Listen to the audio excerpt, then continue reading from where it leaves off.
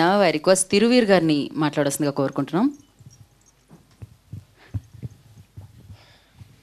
మారుతి గారికి, ఆపరేషన్ రావణ్ టీంకి, మీడియా వాళ్ళందరికీ నమస్కారం.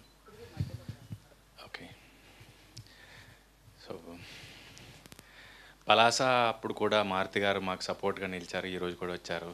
సో పలాసలాగే రక్షిత్కి ఈ సినిమా మంచి పేరు తేవాలని కోరుకుంటున్నాను.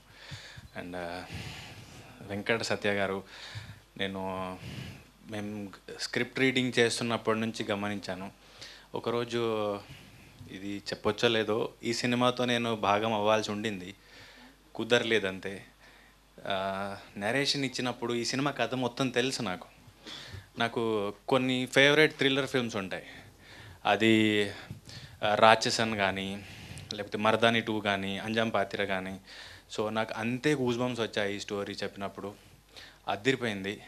సో చెప్పడం వరకు ఓకే, ఎలా తీస్తారో అనుకున్నాను. టీజర్ వచ్చిన రోజు నిజంగా ఈయన ప్రొడ్యూసరే ఉన్నారా అప్పుడు అనిపించింది. అంత బాగా తీశారు. అసలు టీజర్, ట్రైలర్, పాటలు అన్నీ చూస్తే ఒక ఫస్ట్ టైం చేసిన ఆయనలాగా అయితే ఎక్కడ అనిపించలేదు. సో రెగ్యులర్గా కథలు వింటూ ఉంటాము, చాలామందిని కలుస్తుంటాం, కానీ ఇది చాలా ప్రొఫెషనల్గా తీశారు. రీసెంట్గా నేను నిన్న డ్రైవ్ చేస్తూ ఉన్నప్పుడు ఒక ఇంటర్వ్యూ చదివాను. రక్షిత్ వాళ్ళ నాన్నగారు ఇద్దరు కలిసి ఇచ్చింది.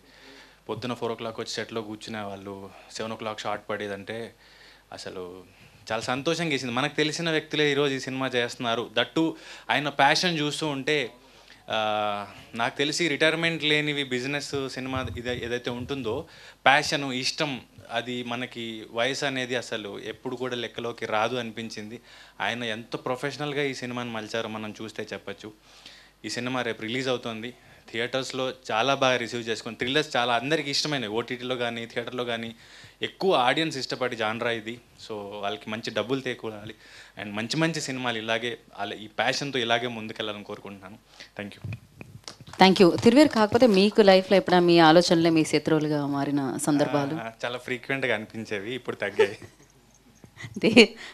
ఓకే, గివప్ ఇచ్చేద్దాం అనుకునేవాడిని, కానీ ఎందుకు ఇవ్వాలి అనిపించడానికి కొంచెం టైం పట్టేది. బట్ ఇవ్వలేదు కాబట్టి ఈరోజు ఇక్కడికి వచ్చాను.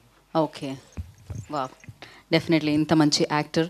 నాకు మీ ఆలోచనలు ఎప్పుడు చాలా పాజిటివ్గా ఉంటాయని అనిపిస్తుంది. మీ వాట్సాప్ స్టేటస్ కానీ, మీ ఇన్స్టాగ్రామ్ని ఫాలో అయినప్పుడు దాంట్లో ఎప్పుడు పువ్వులు, మొక్కలు సో అవే కనిపిస్తూ ఉంటాయి అన్నమాట. So thank you so much. And పరేషాన్